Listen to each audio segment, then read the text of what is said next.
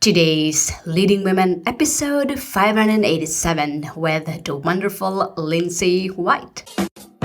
Women all over the world, get ready for inspiring and empowering interviews from women at the top of their field who are kicking butt in their business and who are prepared to share shocking revelations from being in the limelight. You are now listening to Today's Leading Women with Marie Grace Berg. Podcast your passion. Yes, did you know you can podcast your passion, make a difference, and make money talking about what you love talking about? That's how I get to do what I'm doing, talking to wonderful women every day. Here are today's Leading Women. Want to learn how I did it? Go to podcastyourpassion.com. That's www.podcastyourpassion.com. Yes, women of the world, let's get started. I am delighted to introduce you our amazing guest for today, LINDSAY White. LINDSAY White is a kids fashion stylist, owner and designer of Lot801, a children's brand for the unorthodox family. LINDSAY started Lot801 in 2014 at her kitchen table in Salt Lake City. After becoming a mother and wanting to dress her daughter in hip, fashionable clothing, she realized how difficult it was to find clothing for girls that wasn't pink and filled with butterflies. She wanted clothing that wasn't specific for girls or boys and wondered why the heck she couldn't find any black clothing for the little ones. This is when she decided to start Lot801, a children's brand for the unorthodox family, providing unisex clothing that appeals to both the little punks and the fashionable moms. To learn more, visit www.lot801.com. Again, that's www.lot801.com. Women of the world, Miss LINDSAY White. Welcome to the show. Hello, hi, thank you so much for having me. I am delighted to have you on the show, and I'm sure our listeners are as well. So, LINDSAY, I really love what you're doing with your business, especially with Lot801. I love that name as well. Yeah, you are a success in your own right. You put in the effort, the sweat equity, the knowledge, and experience to build a special business you call your own. As a result of that, our listeners really want to get to know you, and I want to provide that conduit, that bridge between you and our listeners. So here are some cool questions that we can talk about.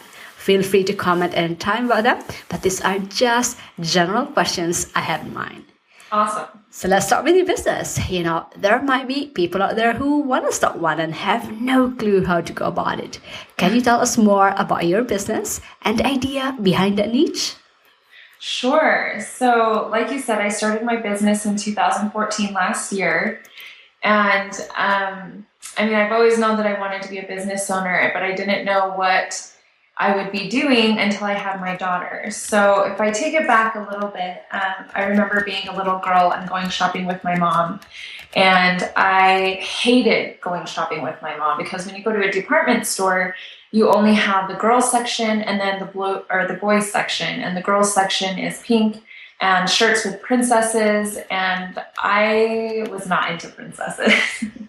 I was such a tomboy, and I remember seeing some of the boys' clothes and I loved the colors, and I just always felt like I couldn't ask to buy from the boys' department because it's the boys' department and I'm a girl.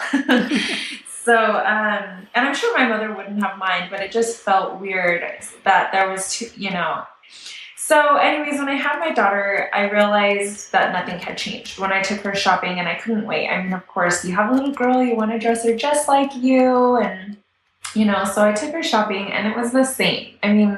Everything was princesses and purples and pinks, and that's fantastic if that's what she loves. And I was very conscious when I had my daughter that I would let her choose what she liked. I didn't want to push pink and princess and dolls and play kitchens on her because she was a girl. I wanted her to choose what she liked. And so she did end up liking some pinks, which is fantastic. But so what I did is I wanted to create a clothing line for kids that was not gender specific. I feel that girls should be able to wear blue if they love blue, or black or green, and same for the boys.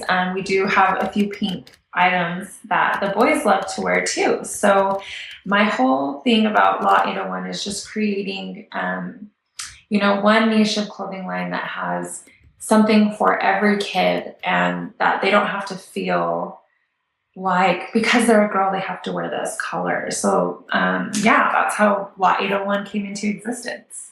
I love your story. I love how you birthed this into what it is right now. And I really love that you've carved out this niche out there, because I agree with you. I love blues as well, not just pink. I'm sure. And I agree with you. I can really imagine walking out in the store, and there's really a separation between the girls section, the boys section, and you can see the difference in terms of colors, in terms of graphics. And I agree, some people resonate with not just pink and blues, but non-gender specific colors and graphics and images. So I love that you had this one out there. Totally agree. But what continues to inspire you doing this business? So what inspires me is my daughter, obviously. And I kind of touched on this just a minute ago, but it was just so important to me to start when she was young, to let her choose the things that she liked. And to go back on a quick story, when I was little, I remember, during Christmas or right before Christmas, all the toy commercials come out. I mean, they hit it hard, right? They want the moms to buy all the toys for Christmas. And I remember seeing the girl commercials were baby dolls and playing with kitchens. And, I loved all the boy toys. The boy toys were just so much cooler and interactive and transformed. And so when I had my daughter, I wanted to make sure that we were just very open to the idea that she could like whatever she liked. And I didn't want to ever feel like I pushed anything on her. So the inspiration to me is just really pushing the idea of letting children be whoever they want to be. Letting children be whoever they want to be. I love that. Such an inspiration. Great that you shared that one with us. And that is a huge use that I wanna interact with our listeners to really know what inspires you doing this business. And I challenge you to share that one with us here at Today's Leading Women, so that we can all cheer you up. We can all share in those inspirations that you have for you, for your business, for your life. Now, let's talk about how you prepared for success that turned this idea or that turned this inspiration into a reality. Can you share our listeners what are some of your personality traits or your top 3 personal qualities that help you become a successful entrepreneur that our listeners can learn from? Absolutely. So my 3 top personal traits, I think, are I'm very goal-oriented. I like to set goals and be able to cross them off my list. I'm extremely determined. If I have an idea and there's a barrier blocking me from getting to that, then I will find a way to get around it and I will make it happen. And I'm extremely confident. If I'm passionate about what I'm doing, then I am confident that it's going to work out and will be successful and is successful. So, yeah. Yes, so I cannot stress it enough too, that passion that you have, determination, being confident, great personal qualities or traits here that Lindsay just shared with us. And the good news is that we can all cultivate and adapt this into our lives. So thanks for sharing those. Now let's talk about what happened when you started your journey as an entrepreneur. As entrepreneurs, we face daily challenges that define our being, and to get through those challenges takes a very special person, and our audience wants to know that special person in you. So what have been your biggest challenges building your business, and how have you addressed or overcame those barriers to success that a lot of women entrepreneurs face today? So when you're starting a new business, there's obviously going to be a lot of challenges. One of my biggest challenges, and I'm sure everybody can resonate with this, is spreading the word. It's really hard to get your brand out there when you don't have the funds when you're beginning to spend on marketing. So it was really hard to just get people to know about my product. And the biggest thing that I did to overcome that was using social media. Social media is it's everywhere. Everybody has some sort of social media platform, whether they use Facebook or Instagram or Twitter. And I really found that Instagram really worked for my brand. And when I first started, within the first few months, I realized that most of my customers had found me on Instagram. So I just found a way that I could do some marketing for free, and social media was definitely one of those avenues. I'd say another challenge I had was learning to let go. Starting a business yourself and doing everything yourself at the beginning, really, you just feel a lot of, you're just very proud of everything that you do. And when it gets to the point where you start to grow, you have to let go of some of those responsibilities. I mean, even when I just hired my first seamstress, because I started sewing everything myself. And then when I started to grow, I couldn't handle it anymore. And I got a seamstress. And the biggest thing was just having enough faith and letting her do it, because I wanted to do it just to make sure that it was done right. But as long as I train well with the seamstresses, then, they eventually get the hang of it. But learning to let go was just really, really hard for me, and being able to put some trust of a part of your business in somebody else's hands. I'd say another challenge kind of goes into that. I mean, taking the next step. When you get to a point in your business where it's beginning to get busy and you're not able to handle everything on your own, and you have to hire that first employee or second employee, it's kind of nerve-wracking, because one, like I said, you have to let go a little bit of your company and put it into somebody else's hands, and two, you're nervous because you're just starting out and you have to pay your employees. So you're like, okay, is this going to work? But really, things don't start happening until you make that jump. It's just like, I don't know how to explain it. It's really hard to take that next step, and being able to do that. And you just have to jump in. You have to dive into the cold water, and then you get used to it.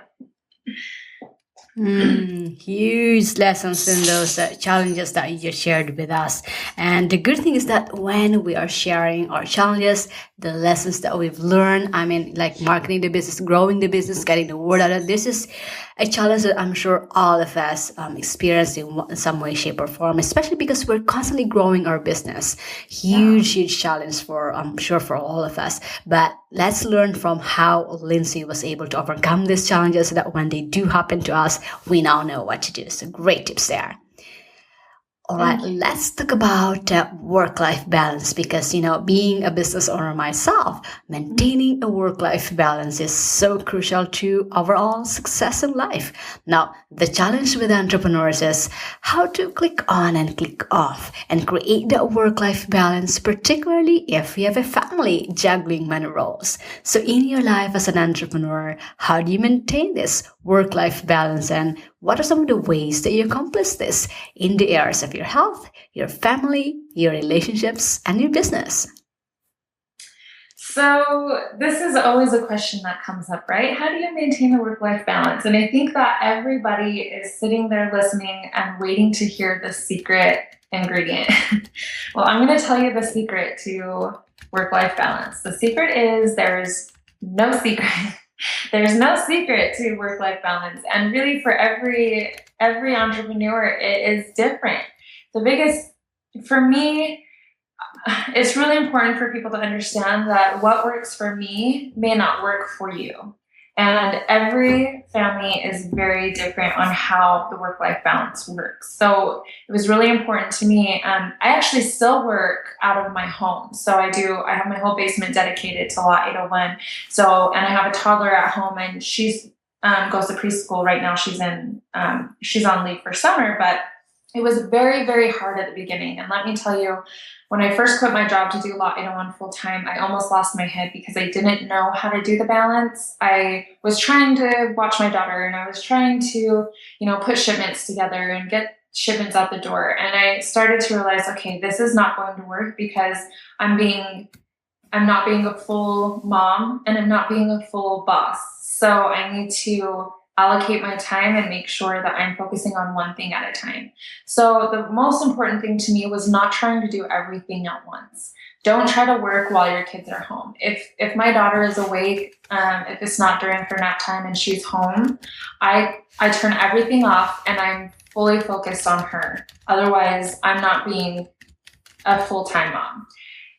Same goes for work. If I'm working, then my daughter's either asleep or she's at the sitters or she's in school, and I make sure when I'm at work, I'm at work. My daughter knows not to come in my office if I'm in here. She knows to leave me alone. So it's really just really important to don't try to balance it. Just try to allocate the time. Like I said, don't try to do everything at once. It's so hard, and you will lose your head. So when you're with your kids, be with your kids. And when you're working, be a boss. I love your perspective on this. And yes, I agree with you. This is a constant challenge, I'm sure, for a lot of us, or for all of us. I mean, maintain the work-life balance. And I love those tips that you shared with us about not trying too many things at a time, allocating and focusing on what it is that you're doing at the moment. So for example, when you're at work, focus on work. When you're with family, focus with the family.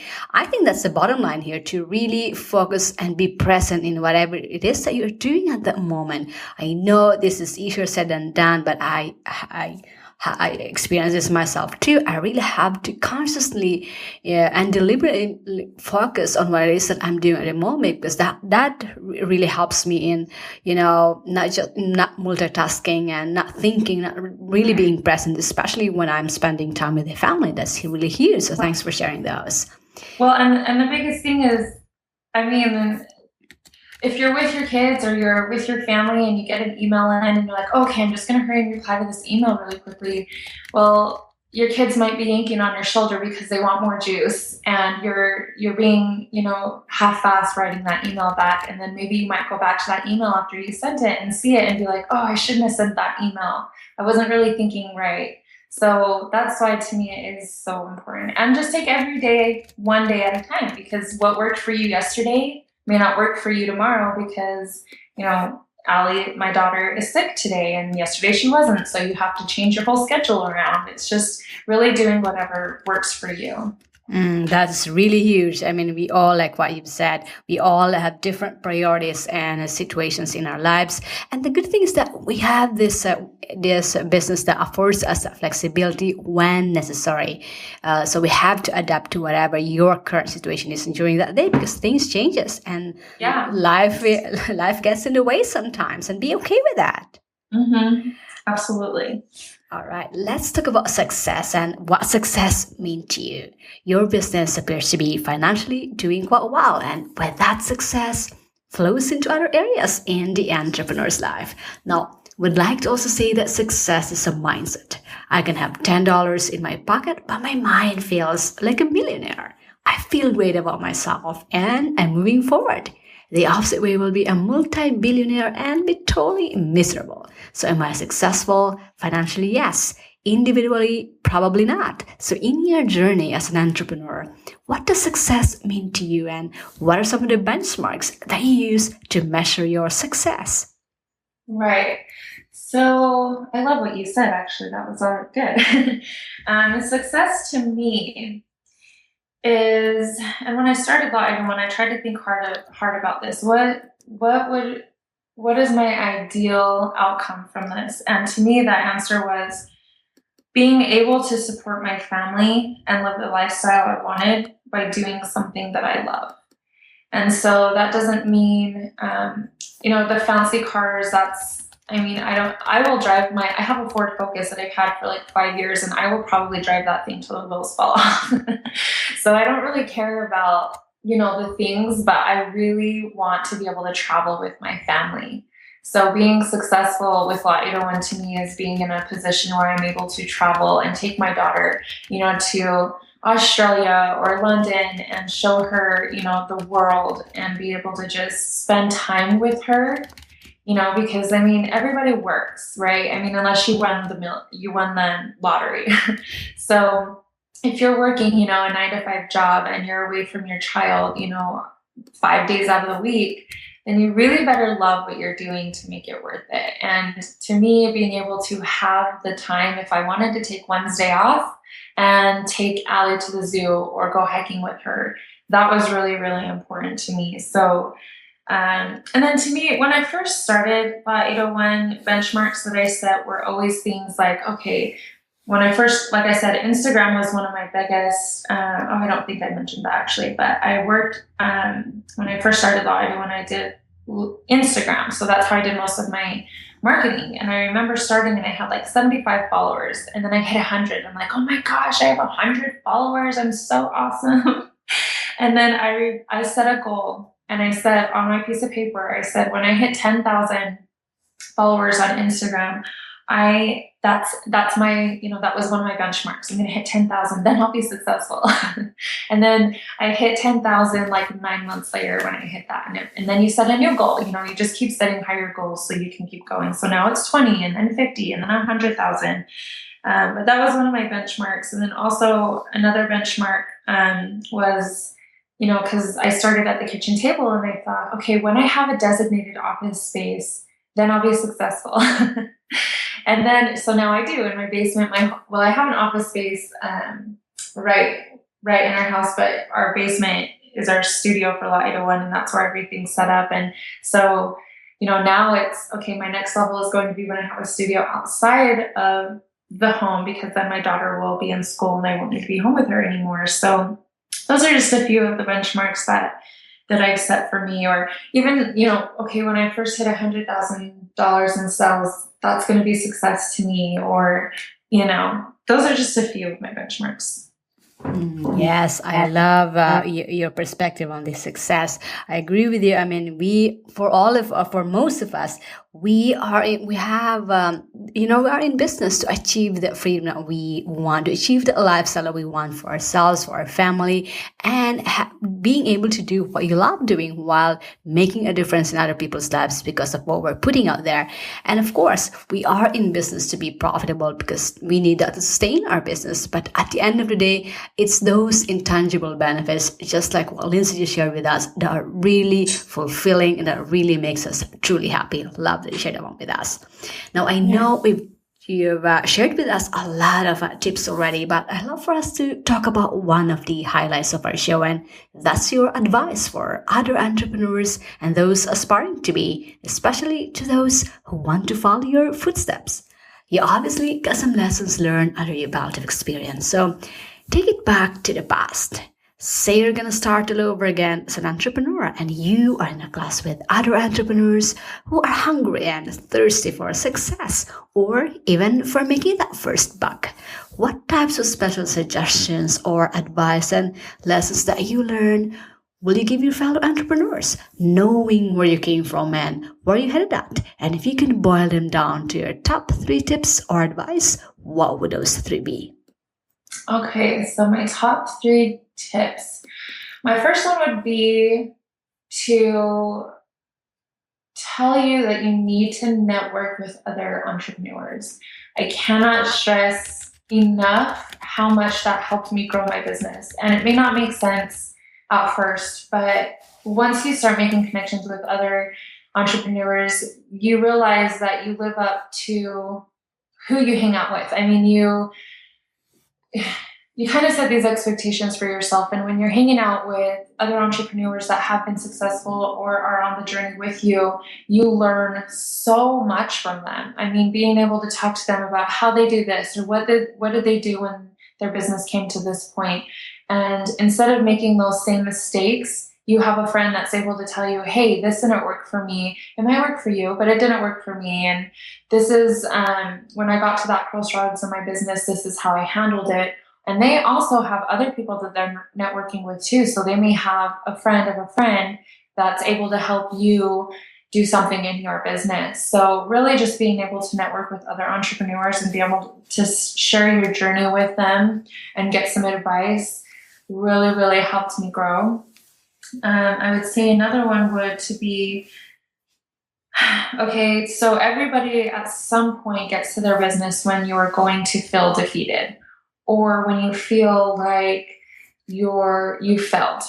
And my biggest advice would be just keep going. I'm telling you, I don't know how many times I felt defeated or like I just wanted to stop. And You just have to keep going. You have to keep going. Just because you may have set a goal and you didn't reach that goal, it doesn't mean that you failed. It means that, okay, maybe it took, 9 months rather than 6 months, or maybe you wanted to have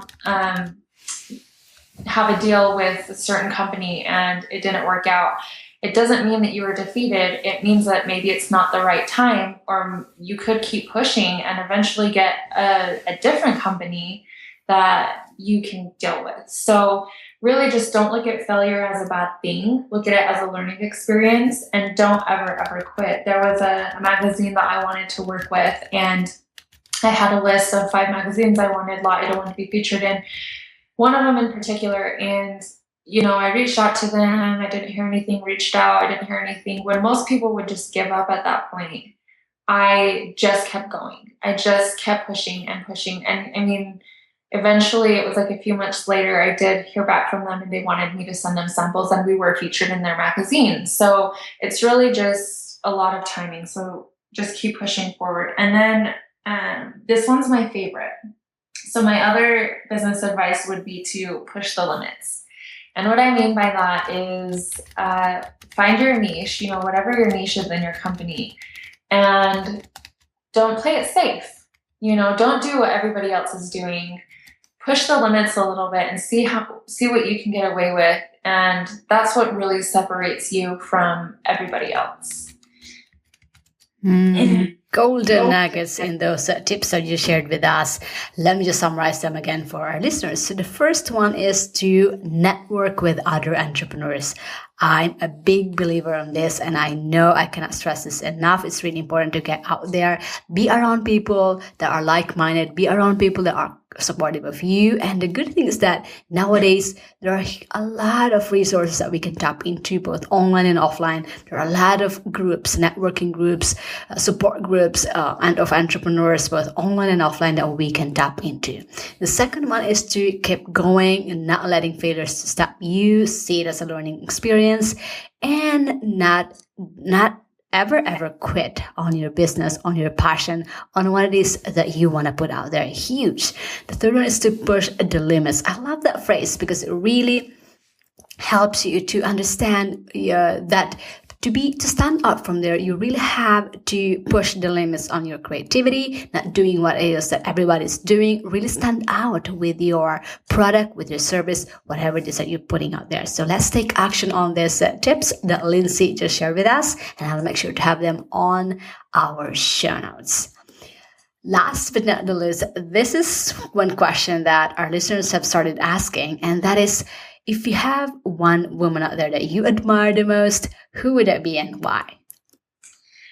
So to me, the answer to that is Jessica Alba. So I just love Jessica Alba. Well, my brand is eco-friendly as well. I don't know if I touched on that, but everything we do is made out of 100% organic cotton and water-based inks. And her brand, The Honest Company, is so big.